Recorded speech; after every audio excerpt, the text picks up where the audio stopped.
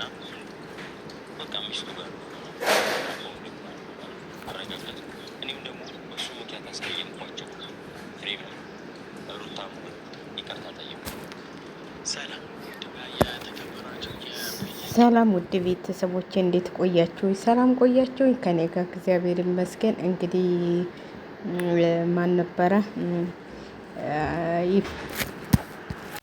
እና አቤልና ቢኒ መጥተዋል ዛሬ ማለት ነው። አቤል እንግዲህ እኔ እኮ እንደዚህ ለፍቅር ለእንትን ይበቃሉ ብዬ አይደለም። አሁን ደግሞ ሩታን ልጎዳት አይደለም የምፈልገው አብሮ ስለሆኑ ሁለታቸውም ጋር ይቅርታ ተባብለን አብረን ልንኖር ነው የምንፈልገው ብሏል። አቤል እንግዲህ እሱ ሆቴሉን ከፍቷል። እናቴ በዛም አለ በዛም አለ በልጧቸው ብሏል ማለት ነው። ከዚህ ሁሉ ወጥቷል ማለት ነው። አንዳንዴ የሰው ልጅ እንዲህ መለወጡ ደስ ይላል እና አቃጠለም አፋጀም አባላም እሱ አሁን ራሱን ችሏል ብዬ ነው የማስበው እኔ በበኩሌ ማለት ነው። እና ተውት እንግዲህ ምንም ማድረግ አይቻልም። ይቅርታ ምንም ቢሰድባትም ያን ሁሉ ነገር ቢያረጋትም አሁን ደግሞ ወደ ሩታ ተመልሰው ሁለተኛ ልትጎዳት ነው እያለው ነው ቢኒ። እንደትጎዳት አንፈልግም ተንግዲህ በኋላ እያለው ነው እንግዲህ። ማታም አብልሽ በቤት ውህዶ ነበላሉ። እንግዲህ ዛሬ ማታ ደግሞ የሚለቀቀውን ቪዲዮ እናያለን። ብዜ እንግዲህ ብዜም ያው እንትን እያለች ነው ግን ምንም በሆነ ምንም እንግዲህ አብረው ናቸው እየተባለ ነው። ሩታና አብርሽ ማለት ነው አብረው ነው ያሉት እያለ ነው። አቤልም አሁን በኋላ ትቷታል ሄልሚላን እየተባለ ነው። ሄልሚላም እንግዲህ በሰው ተስፋ ቆርጫለሁ እያለች ሰምተናታል።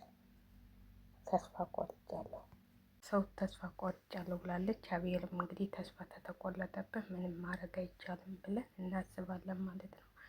አንዳንዴ ያጋጥማል። እንግዲህ ወደ ሩታ ተገልብጧል ማለት ነው። አቤሉ ወደ ሩታ ተገልብጦ አሁን ደግሞ ምን እንደሚያመጡ በሚቀጥለው አንወቅም ማለት ነው። እና ለማንኛውም ይመችህ አቤል፣ ጎበዝ ነው ጎበዝ ነው። ሁሉንም እንዲህ በብልሃት መሸኘት ትችላለህ። የራስህን ኑሮ ማስተካከል ከፍቅረኛህም ጋር ታርቀሃል። ከእንግዲህ በኋላ እነ ማርታ ምናምን ወደ አንተ ህይወት የሚገቡ አይመስለኝም ማለት ነው። ዛሬ ደግሞ የሚከሰተው እናውቃለን። አጭር ቪዲዮ ነው ዛሬ የሚሰራላችሁ። ጥልሴን አሞኛል። በነገራችን ላይ ጥልሴን አስወልቄ ለፈልፋለሁ። እንግዲህ ያው እንዴት እናንተ በፊት እኮ ሳወልቅ ያመኝ ነበር። ዛሬ ግን አላመመኝም። ገና ይሆን ምን ይሆን አላውቅም። ማደንዘዣው ይዞት ይሆን አላውቅም። እና ሁለት ጥርስ ውለቅልኝ ሲባል አይ አንዱ ይሻለኛል ብዬ አንዱን አስወልቄ መጥቻለሁ። ለማንኛውም እንግዲህ አቤል እስቲ ምን እንደሚሆን እናያለን ማለት ነው። እኔ ግን ሁኔታው እየደነቀኝም እየደነቀኝም ነው። የአቤል ነገር ማለት ነው ይገረባበጣል እንደሽል። አሁን እንግዲህ ምን እንደሚሆን ብቻ አናውቅም። ስለዚህ ሩታ ጋር ታርቄያለሁ ብሏል። ከሩታም ከኤፍሬምም ጋር ታርቀናል። ሁላችንም ታርቀናል። አብረን ነው ከእንግዲህ በኋላ የምታውን እያለ ነው።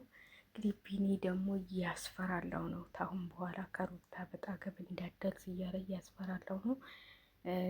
የሰው ልጅ እኮ ይቅርታ ምንም እንትን ማለት አይደለም። አልተገዳደሉ ወሬም ቢያወራላት። ስለዚህ ደግሞ አንተ ተው ብለን እናስባለን ማለት ነው። ይቅርታ ታለ ተተባባሉ ችግር የለም ብዬ ነው የማስበው እኔ በበኩሌ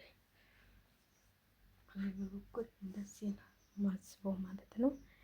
ለማንኛውም ሸላይክ እያደረጋችሁ አጭር ቪዲዮ ነች። እስቲ አበረታቱኝ እህቶቼ፣ እያበረታታችሁኝ ነው ግን አመሰግናለሁ ውዶችዬ።